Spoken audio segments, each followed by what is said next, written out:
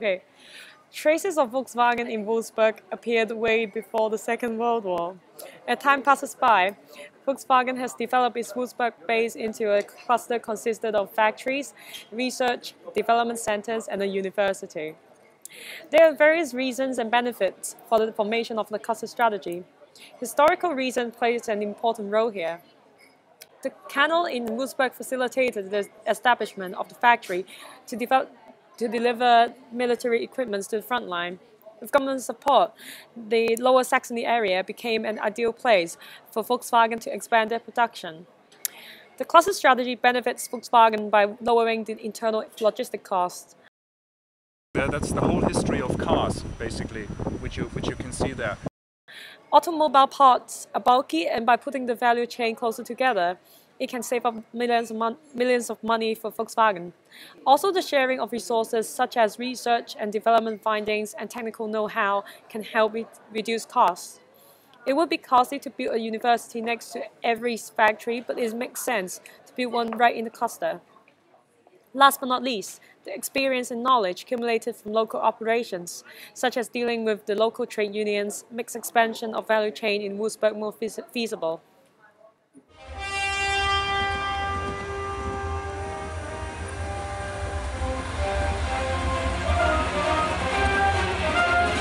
Cluster strategy has brought Volkswagen loads of benefits. However, there are also some drawbacks.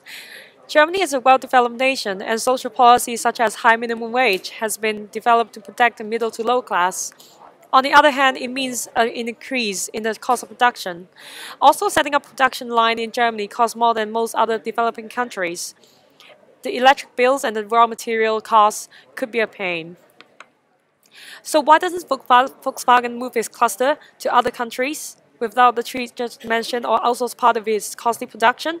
There are three main reasons for that. Firstly, setting up a cluster requires an extremely high cost.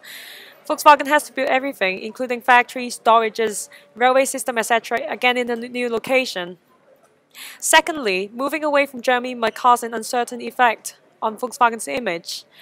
Would Volkswagen still be able to maintain this high-quality German car image, say, like it moves to India? Nobody knows. Thirdly, outsourcing costly production means it loses the benefit from cluster at the same time. Volkswagen may not benefit immediately if the Porsche team develops a super engine. However, Volkswagen can still consider outsourcing minor parts of the production to reduce costs, such as manufacturing of certain easily transported parts. Unless careful calculation on long-term benefits against relocation costs has been made, it is reasonable to foresee that the cluster strategy adopted by Volkswagen in the Lower Saxony region will remain for certain years. Nevertheless, with the trend on advancing electronic communication, Volkswagen might consider sharing its technical know-how and forming virtual online cluster in one day.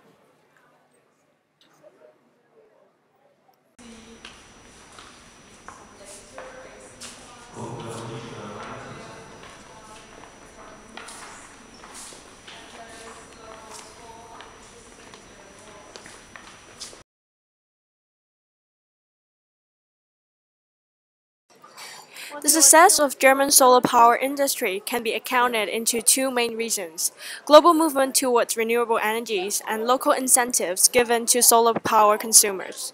Looking at the world as a whole, according to the analysis report from Berkeley Lab, the cost of photovoltaic systems has dropped more than 30% since 1998 until last year, and it's expected to continue the trend down the road.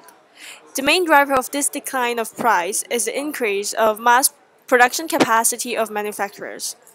Besides material costs, installation costs of solar panels has also dropped significantly. Corporate users which are likely to deploy solar energies will benefit with wholesale prices. In Germany alone, governmental policies have given birth to the recent boom of solar energies. The German government introduced the Renewable Energy Sources Act in April 2000. Under the Act, producers of renewable energy get 43 cents for each kilowatt per hour of solar energy generated and 7 cents per kilowatt hours of wind energy generated. The generated energy is then transferred into the electricity grid, which directs the generated energy to other uses. The success of this is remarkable, not only in terms of the energy generated, but also the employment and business opportunities it is generated. German businesses are leading the world and in 2006 had a global market share of 15%. Investments in electricity generating equipment from Germany would increase from 9 billion euros in 2005 to an estimated 20 billion euros in 2020. During the field trip, we visited SolarWatt AG, a solar panel manufacturer. It employed extensive machinery and robots in its line of production. Yet, according to a spokesperson of SolarWatt, the company could vanish if the government amended the law to cancel the tariffs benefited from the act.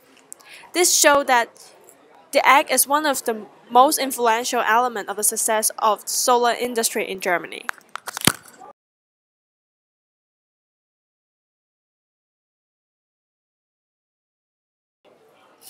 The other topic of focus is lean states and the dragon, which is the development of post-communist economies and societies in comparison with China.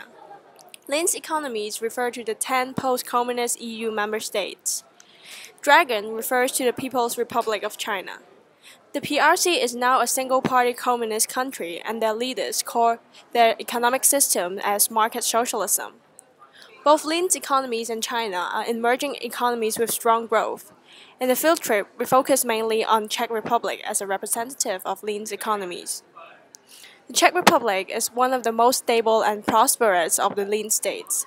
It maintained an open investment climate and it is planning to join the euro area in 2012 given the remarkable economic growth.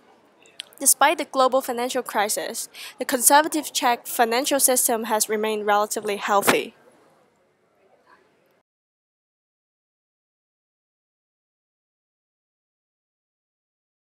Compared to Czech, China's economy during the past 30 years has changed from a centrally planned system that was largely closed to international trade to a more market-oriented economy that has a rapidly growing private sector and is a major player in the global economy. China has a GDP of $7.8 trillion under purchasing power parity, and it is ranked second in the world. Czech, on the other hand, has a figure of $266.3 billion and ranked 43rd. The GDP growth is 9.1% for China and 3.9% for Czech. GDP per capita is 6,100 for China and 26,100 for Czech. In this aspect, China is considered as relatively low-income countries in global comparison. China relies on international trade and foreign direct investment in economic development, but it is gradually shifting focus to building competitive national industries and boosting domestic consumption demand.